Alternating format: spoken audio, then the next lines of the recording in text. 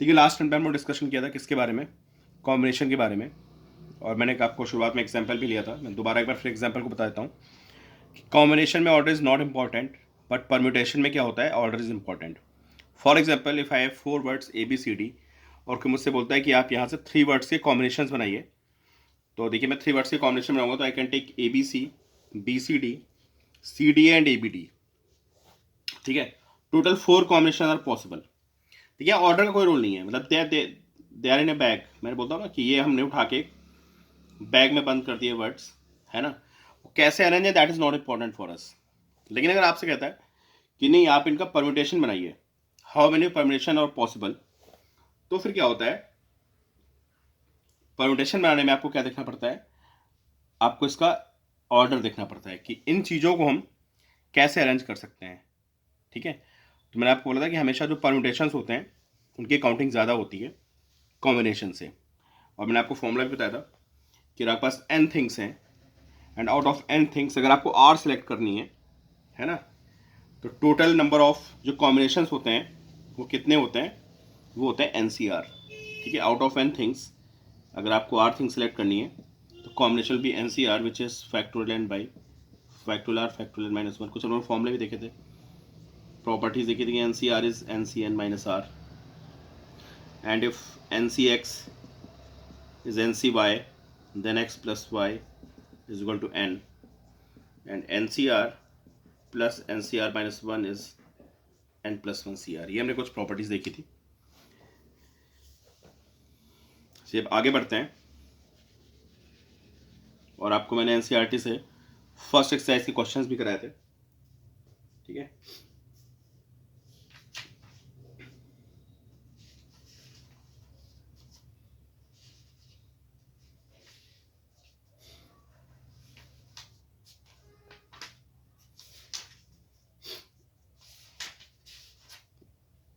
देखिए क्वेश्चन बहुत इंपॉर्टेंट है, आपके पास लिखा हुआ है, ये प्रॉपर्टी बेस्ड है, NCR plus NCR minus 1 is equal to n plus 1 CR। ठीक है, ये प्रॉपर्टी बेस्ड क्वेश्चन है। 47C4 plus summation j is equal to 1 to 5 and 52 minus j C3। ठीक है, इसका मतलब ये हुआ कि आप ये समेशन का साइन हो गया, एक बार j को 1 पुट करेंगे फिर 2 पुट करेंगे, सारी क्वांटिटीज को आप ऐड करेंगे। तो एक बार j की वैल्यूज पुट कर देते हैं तो हमें क्या मिलेगा, 47C4, j को 1 पुट करने पे क्या मिलेगा हमें, 51C3, j को 2 पुट करने पे 52C3,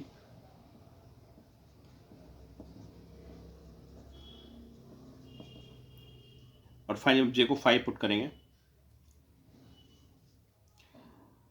नहीं 1 पुट करने पे 51 आ रहा है, 2 पुट करने पे you will get 50, 52 minus j है ना, एंड 3 पुट करने पे यू विल गेट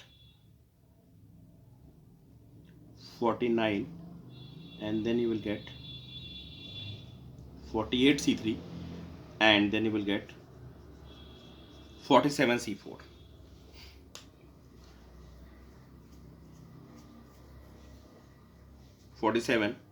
C3। ठीक है, उसको मैं रिड्यूस करना है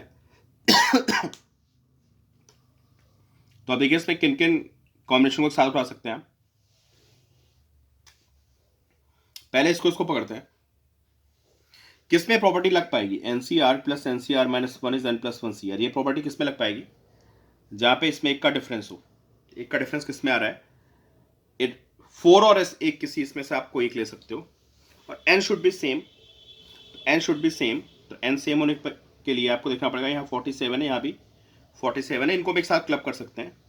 ठीक है, तो क्या लिखेंगे, 47C3 प्लस 47C4, इसको एक साथ लेंगे, और बाकी 4 वर्ड्स मैंने एक साथ यहाँ पे नोट कर लिए। ठीक है, अब यहाँ पे जब प्रॉपर्टी लगाएंगे तो ये क्या बन जाएगा, दिस विल बी 48C4। ठीक है, यहाँ पे एक बढ़ जाता है n+1 and CR, this is 48C4। ठीक है, बाकी मैंने सारे वर्ड्स लिखे हुए हैं यहाँ पे टोटल ये। अब 4 बचेंगे मेरे पास, दिस 4, ये 4 वो है मेरे पास। अब फिर आप देख सकते हो कि यहाँ पे फिर एक प्रॉपर्टी ले सकती है, अगर मैं 48C4 को इसके साथ क्लब कर दूं, किसके साथ, 48C3 के साथ, तो मैं अगले में क्या करूँगा, 48C4 प्लस 48C3 ले लूँगा मैं, और अंदर कौन कौन से वर्ड्स बचेंगे, चलिए लिख लेते हैं एक बार, 51C3 plus 50C3 and plus 49C3, इनको क्लब करेंगे आप, यू विल गेट 49C4। मैं डायरेक्टली लिख रहा हूँ अपना रिजल्ट, फिर मैं इसके साथ क्लब कर दूंगा, तो मैं इसके साथ क्लब करूंगा तो I will get 50C4, same property, फिर मैं इसके साथ क्लब कर दूंगा तो आई विल गेट 51C4, फिर मैं इसके साथ क्लब कर दूंगा तो I will get 52C4। This is final answer. ठीक है, तो याद रखिएगा, ये आपके स्कूल में पूछ लेता है, इंपॉर्टेंट क्वेश्चन था इस प्रॉपर्टी पे बेस्ड।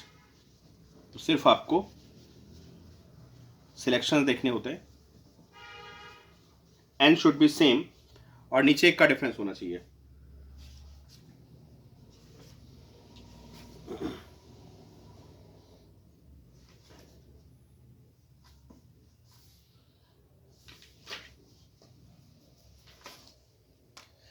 चलिए कुछ क्वेश्चन देखते हैं, इंपॉर्टेंट बेसिक क्वेश्चंस। मैंने आपको बोला था लास्ट में क्वेश्चन कि सपोज करिए एक पार्टी में 10 फ्रेंड्स हैं, ठीक है, और हर बंदा एक दूसरे से हैंडशेक करता है, तो वहां पे कितने हैंडशेक्स होंगे। ठीक है, तो इसका मतलब आपको 10 बंदों से 2 बंदों को सिलेक्ट करना है ना, उनका ऑर्डर इंपॉर्टेंट नहीं है, बात समझे आप, कौन लेफ्ट खड़ा है कौन राइट खड़ा है, दैट्स नॉट इंपॉर्टेंट। हमें सिर्फ वहां से 2 बंदों को सिलेक्ट करना है। जब मैं 2 बंदों को सिलेक्ट करूंगा तो क्या होगा, एक हमारा सिलेक्शन बनेगा, और 2 बंदों को सिलेक्ट करने पे एक हैंडशेक आएगा।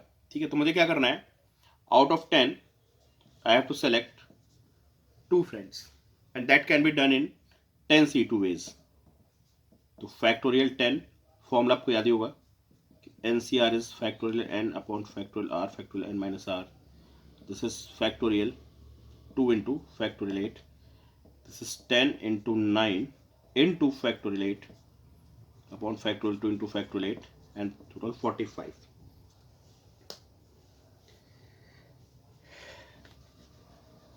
अगर मुझसे यही बोल देता कि मेरे पास 2 चेयर्स पड़ी हैं, ठीक है, और कहता है इन पे बिठाओ, तो चेयर पे ऑर्डर इंपॉर्टेंट हो जाता ना। कहता है ऐसा हम कितने तरीके से कर सकते हैं, टोटल 10 स्टूडेंट्स हैं और उनको मुझे 2 चेयर्स पे बिठाना है, तो दैट इज परम्यूटेशन। ठीक है, वहाँ पे हमारा जो है परम्यूटेशन लग जाएगा, अरेंजमेंट्स देखने पड़ेंगे मुझे, तो हमारा आंसर हो जाएगा 10P2।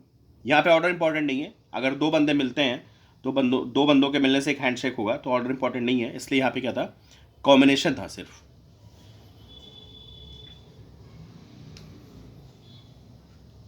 ठीक है, अब देखिए 15 स्टूडेंट्स हैं आपके सेक्शन में, ठीक है, टोटल 15 स्टूडेंट्स हैं आपके सेक्शन में, और मुझे क्रिकेट टीम बनानी है, फॉर्म ए क्रिकेट टीम। ठीक है, तो 15 स्टूडेंट्स से अगर क्रिकेट टीम बनाऊंगा मैं, तो 15 से मुझे 11 लोगों को सेलेक्ट करना है, तो टोटल कितने तरीके हो जाएंगे, 15C11। ठीक है, ऑर्डर इंपॉर्टेंट नहीं यार, मैंने बस 11 बंदों को उठा लिया, तो दैट इज कॉम्बिनेशन। ठीक है, अभी बोलता है कि यार मेरे पास 11 चेयर्स हैं, समझे, अगर मेरे पास 11 चेयर्स होती और टोटल 15 स्टूडेंट्स होते, फिर बोलता है इनको बिठाइए, तो क्या होता, that will be 15P11, that is permutation. ठीक है, फिर मुझसे बोलता है कि आउट ऑफ दीज 52 स्टूडेंट्स एक बच्चा बहुत अच्छा खेलता है, उसको तो सेलेक्ट करना ही करना है। ठीक है, एक बच्चा बहुत अच्छा खेलता है, you have to select one particular student, then how many combinations are possible. ठीक है, एक बंदे को मतलब हमेशा सेलेक्ट करना है, उसको मैं अलग रख लेता हूँ। नाउ आई हैव 14 स्टूडेंट्स, तो out of 14 I have to select 11, 14C11। और बोलता है यार एक बंदे को कभी सेलेक्ट नहीं करना है, वो सबसे वर्स्ट खेलता है, यार सपोज करते हैं उसकी इंजरी हो गई है, ठीक है, तो उसे मैं सेलेक्ट नहीं करना है। ठीक है, अब कितने तरीके हो जाएंगे,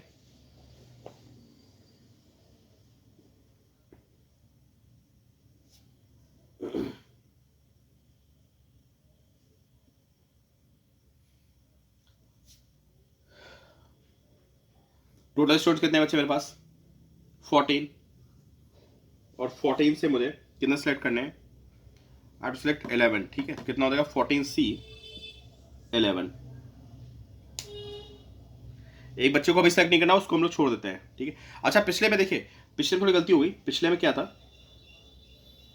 पिछले में मुझे एक बच्चे को हमेशा सेलेक्ट करना था ना, उसको तो छोड़ देते हैं। तो आवे 14, तो 14 में मुझे सिर्फ 10 सेलेक्ट करना है। मैंने शायद 11 लग गया था। 14C10 पिछले वाले में। ठीक है, जिसमें मुझे एक पर्टिकुलर स्टूडेंट को हमेशा लेना था। एक पर्टिकुलर स्टूडेंट को मुझे हमेशा सेलेक्ट करना था, उसको मैंने सेलेक्ट कर लिया है। अब मुझे कितने बच्चे लेने पड़ेंगे? अब मुझे 10 स्टूडेंट सेलेक्ट करने हैं, तो टोटल सिलेक्शन भी 14C10।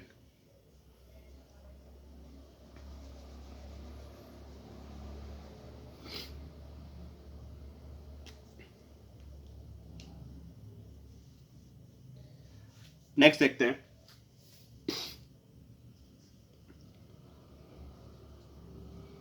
9 women and 8 man. ठीक है, 9 वुमेन 8 मैन है, और यहां से मुझे कमेटी बनानी है। और उस कमेटी में क्या करना है मुझे?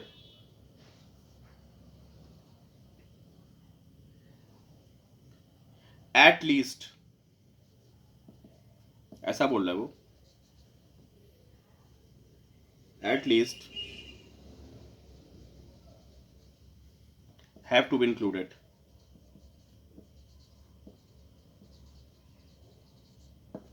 ठीक है,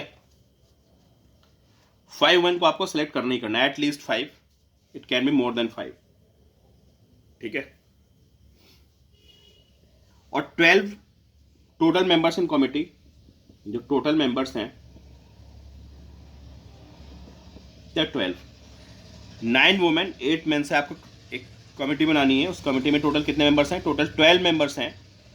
ठीक है, और आपको एटलीस्ट 5 वुमेन सेलेक्ट करनी है। तो ऐसा हम कितने तरीके से कर सकते हैं? कितनी पॉसिबिलिटी बन सकती है?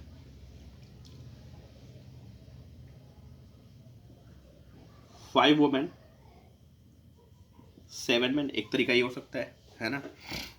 एंड 6 वुमेन 6 मैन, एटलीस्ट 5 से कम नहीं ले सकता मैं ना। 7 women and 5 man, 8 women and 4 man, 9 women सारी ले ली मैंने, एंड 3 मैन। इतने तरीके से मैं कर सकता हूं। ठीक है, अब दे आर इंडिपेंडेंट टास्क। यार ये तो अलग अलग टास्क हो गए ना, टोटल जो नंबर होंगे मैं इनको ऐड करके निकाल दूंगा। ऐसा तो है नहीं। देखिए, मल्टीप्लाई कब होता है? मल्टीप्लाई तब होता है जब आप किसी टास्क को करते हैं और टास्क दो तरह से हो रहा है। मतलब पहले आपको फर्स्ट टास्क कंप्लीट करना है, देन आपको सेकंड टास्क कंप्लीट करना है, तब जाके वो टास्क कंप्लीट होगा। और पहले टास्क को मैं एन तरीके से कर सकता हूं, और सेकंड टास्क को मैं एन तरीके से कर सकता हूं। और अगर उस टास्क को मुझे कंप्लीट करना है जो कि 2 स्टेप इन्वॉल्व है, तो वहां पे जो टोटल नंबर ऑफ हमारे तरीके होते थे, नंबर ऑफ वेज, वो मल्टीप्लाई हो जाते थे m इंटू एन। ठीक है, और ऐड कब करते थे?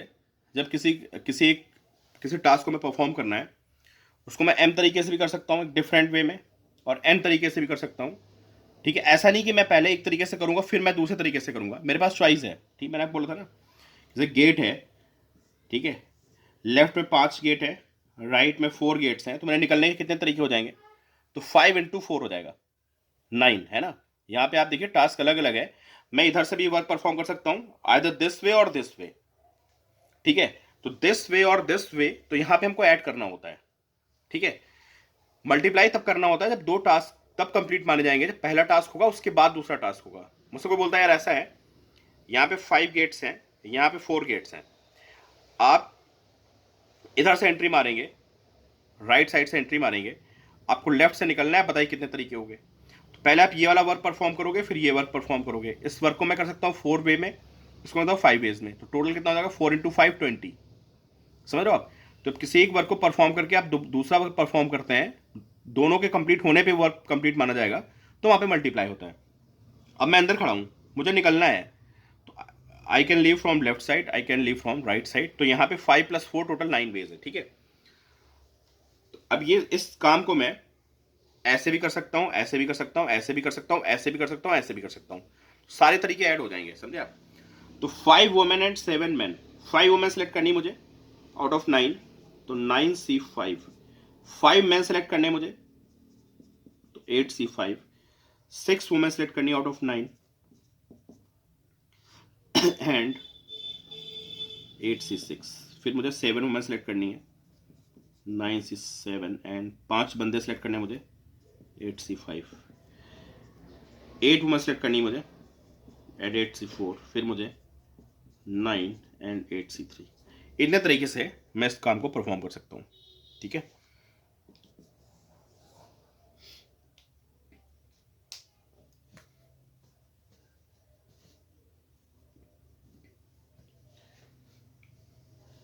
अब इसी का अगला पार्ट है, ठीक है। अब वो कह रहा है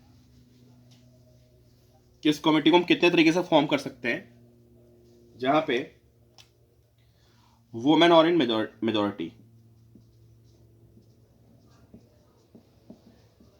ठीक है। कैसे फॉर्म कर सकते हैं जहां पे वुमेन क्या हूं, मेजोरिटी में हूं। कितनी वुमेन थी टोटल, 9। मेन कितने थे, 8। अब वुमेन एंड मेजोरिटी, टोटल मुझे 12 बंदों की कमेटी बनानी है। और वुमेन को हमें क्या करना है, वुमेन को मेजोरिटी में रखना है। इक्वल कब होंगे, 6-6, ये इक्वलिटी हो गई। बट इनको लीड करना है ना। तो इसका मतलब जो पॉसिबिलिटी बनेगी, ये पॉसिबिलिटी बन सकती है ना। ये पॉसिबिलिटी बन सकती है एंड ये 3 पॉसिबिलिटीज, ठीक है। 9 वुमेन है, तो भैया तो मैं 7 लूँ, 8 लूँ या 9 लूँ। कितने वे हो गए टोटल वेज कितने हो गए, 7 वुमेन आउट ऑफ 9। मैं पहले इसकी बात कर रहा हूँ, तो 9C7। मैन 5 है out of 8, 8C5 plus 8 women out of 9, 9C8। 4 man out of 8 plus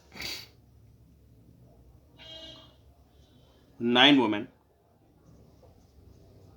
into 3 man, ठीक है।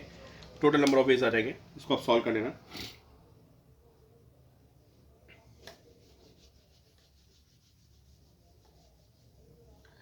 अगला एनसीईआरटी से क्वेश्चन है डायरेक्टली। इसका पहला आंसर निकालेंगे, 2 मैन एंड 3 वुमेन, और 3 बंदों की कमेटी बनानी है।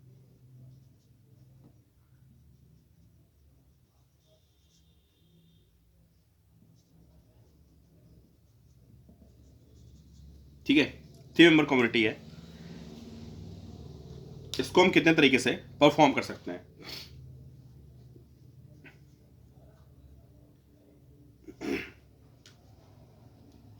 कोई रेस्ट्रिक्शन नहीं है, नो रेस्ट्रिक्शन। ऐसा कुछ नहीं बोल रहा है कि हमें मेन को रखना है सर्टेन, वुमेन को रखना है।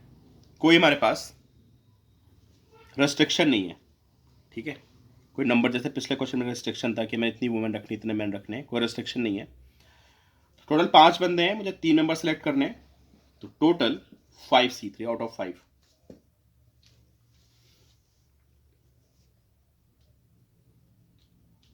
ठीक है। अब बोलते हैं नहीं, मुझे 1 मैन रखना है एंड 2 वुमेन रखनी है। अब बताओ, कंडीशन लगा दी उसने। तो मैन टोटल कितने हैं, 2 में से मुझे 1 सेलेक्ट करना है, 2C1। वुमेन मुझे 2 सेलेक्ट करनी आउट ऑफ 3 इंटू 3C2। ये टोटल नंबर ऑफ वेज आ जाएंगे।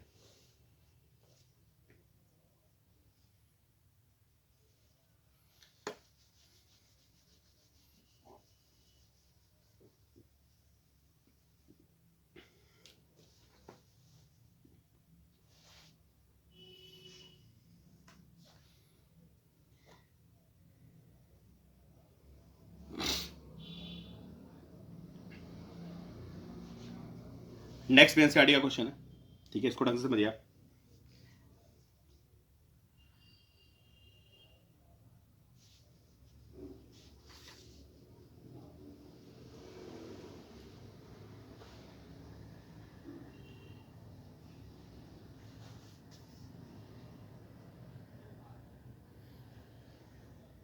देखिए,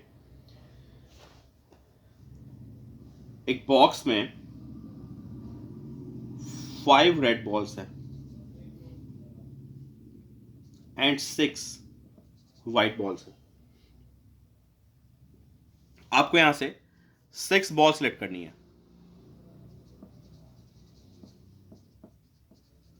सेलेक्ट 6 बॉल्स।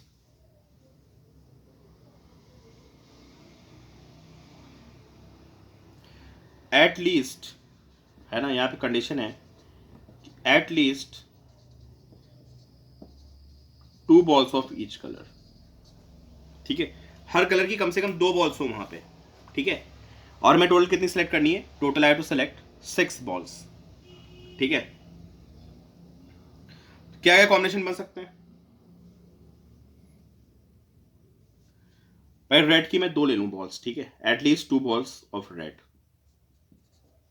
5C2। ये डिफरेंट बॉल्स है। ठीक है, दैट डिफरेंट इन शेप। ठीक है,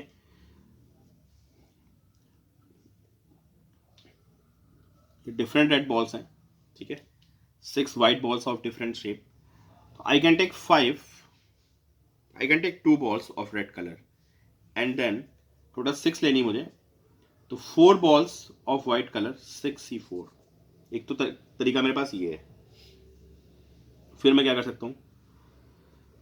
मैं इसकी 3 बॉल ले सकता हूँ, मुझे एटलीस्ट 2 लेनी है, 3 भी तो ले सकता हूँ मैं। तो 5C3। अब इसकी मुझे 3 लेनी पड़ेंगी, 6C3। इसकी मैं 4 भी ले सकता हूँ। ठीक है, इसकी मुझे 2 लेनी पड़ेंगी। ठीक है, अब क्या हुआ? मैंने इसकी एटलीस्ट 2 ले ली, 3 ले ली, 4, इसकी 5 ले लेते हैं। 5C5 इंटू, मुझे इसकी 1 लेनी पड़ेगी, 6C1। लेकिन इसने कहा है, क्या बोला है क्वेश्चन में, कि हर कलर की आपके पास 2 बॉल्स होनी चाहिए। हर कलर की आपके पास 2 बॉल्स होनी चाहिए। This selection, this combination is not possible. तो भाई इतने तरीके आ गए। ठीक है, and they are independent work, है ना। मैं इसको ऐसे भी परफॉर्म कर सकता हूँ, मैं इसको ऐसे भी परफॉर्म कर सकता हूँ, मैं इसको ऐसे भी परफॉर्म कर सकता हूँ। तो टोटल क्या होगा? इन तीनों को मैं उठा के ऐड कर दूंगा। समझ गए ना? बहुत से बच्चों को कन्फ्यूजन होता है कि सर मल्टीप्लाई कहाँ पे करना है और ऐड कहाँ पे करना है ना। तो मैं फिर आपको बता रहा हूँ कि मल्टीप्लाई में तब करना होता है जब किसी टास्क को मैं कई स्टेप्स में परफॉर्म कर रहा हूँ। ठीक है, बताया ना कि आपको जैसे सहारनपुर से आपको दिल्ली जाना है। अब सहारनपुर से मेरठ के लिए 3 ट्रेन है, फिर मेरठ से दिल्ली के लिए 5 ट्रेन हैं, है ना। तो पहले आप सहारनपुर से दिल्ली जाओगे, फिर दिल्ली से आप मेरठ जाओगे, तो टोटल 3 into 5 15 वेज हो जाएगी टोटल।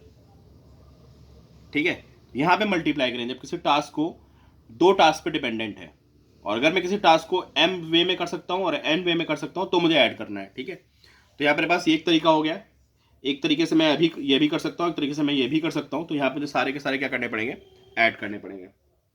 सबको ऐड कर दिए, आंसर विल बी 425।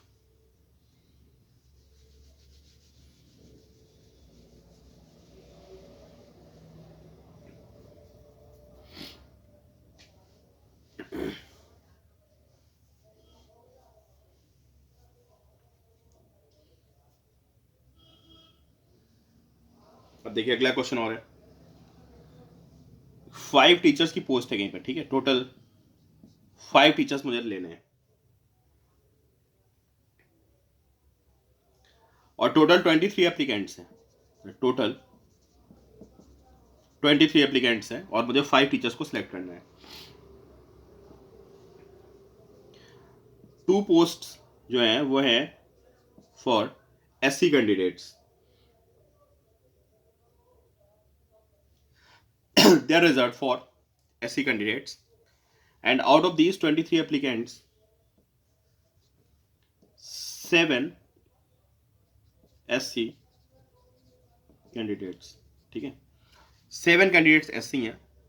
ठीक है, टोटल कितने एप्लीकेंट्स हैं? टोटल एप्लीकेंट्स हैं 23। इसको मैं कितने तरह से परफॉर्म कर सकता हूँ? ठीक है, कितने डिफरेंट वे हैं मेरे पास इसको करने के। ठीक है, कितने पॉसिबल सिलेक्शन है। तो देखिए भाई, अब इनको अलग अलग कर लेता हूँ। ठीक है, 23 एप्लीकेंट्स थे, 7 SC हो गए, तो 16 जनरल प्लस OBC जो भी हैं, एंड प्लस 7 SC। ठीक है, और मुझे कितने सेलेक्ट करने हैं? यहाँ से मुझे टोटल 5 सेलेक्ट करने हैं, 2 मुझे यहां से सिलेक्ट करने हैं और 3 मुझे यहां से सिलेक्ट करने हैं।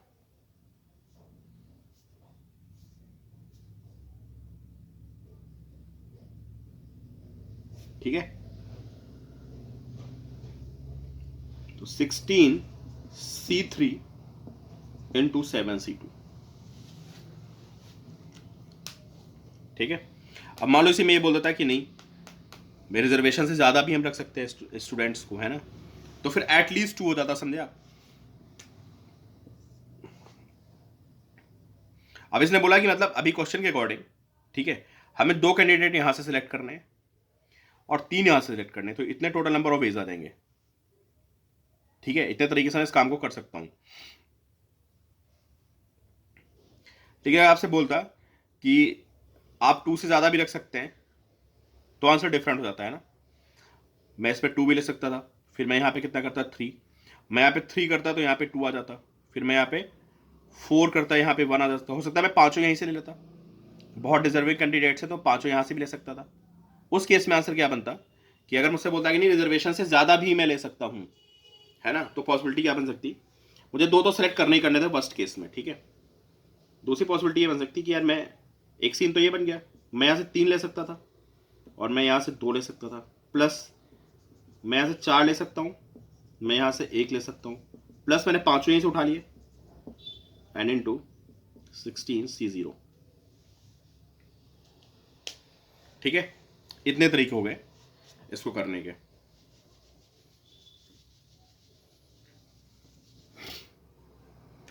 अब ये कुछ बड़े इंपॉर्टेंट क्वेश्चन है, बहुत ज़्यादा पूछे जाते हैं।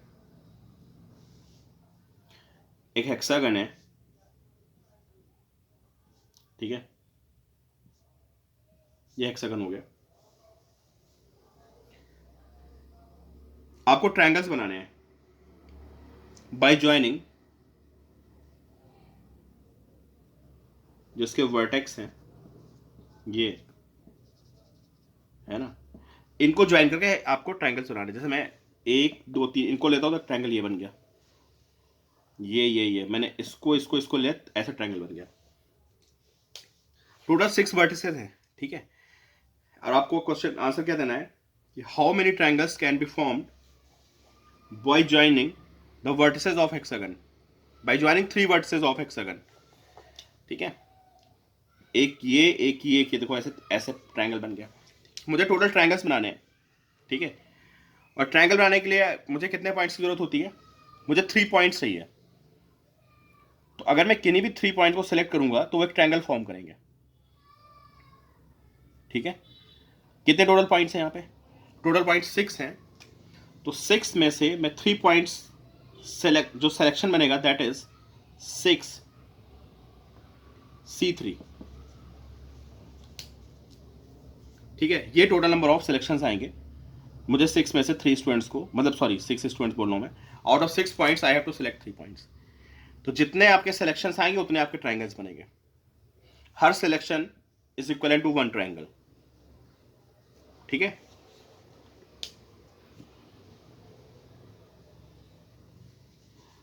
अब ये पूछता है कि अगर आपके पास n साइडेड पॉलीगन है, n साइडेड पॉलीगन, तो आपसे पूछता है n साइडेड पॉलीगन में कितने, ये कोई n साइडेड पॉलीगन हो गया, टोटल नंबर ऑफ डायगोनल्स पूछ रहा है आपसे, कितने डायगोनल्स बनेंगे n साइडेड पॉलीगन में। 7 क्यों लिख दिया मैंने, n साइडेड पॉलीगन है तो how many diagonals can be drawn. ठीक है, तो आपको पता है डायगोनल बनाने के लिए कितने पॉइंट चाहिए आपको,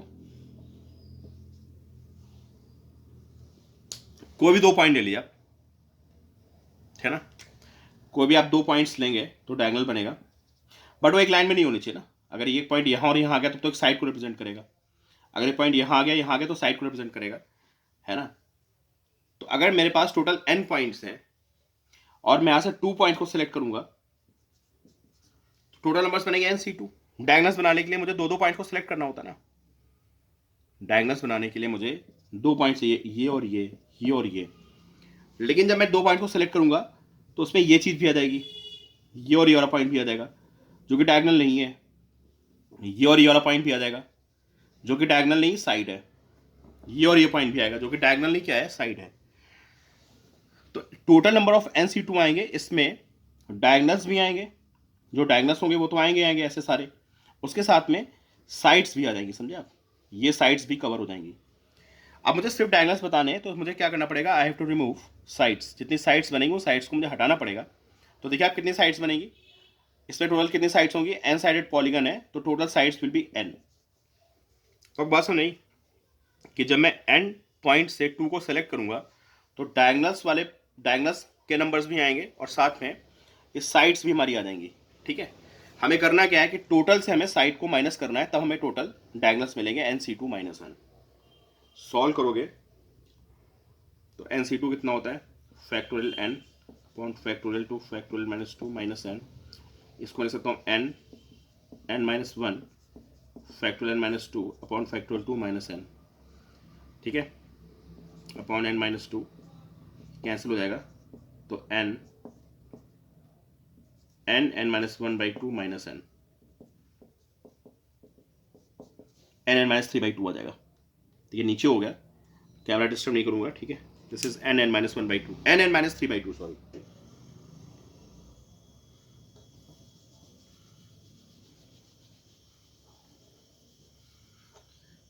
अब स्कूल में पूछते जैसे क्वेश्चन है, एक पॉलीगन में टोटल 44 डायगोनल्स हैं, एक पॉलीगन में टोटल 44 डायगोनल्स हैं, तो आपको उसकी साइड्स बताइए कि कितनी साइड्स होंगी पॉलीगन में। तो डायरेक्ट फॉर्मूला पे याद रखिए कि n-3/2 इज 44। सॉल्व करोगे तो n इज 11 आ जाएगा।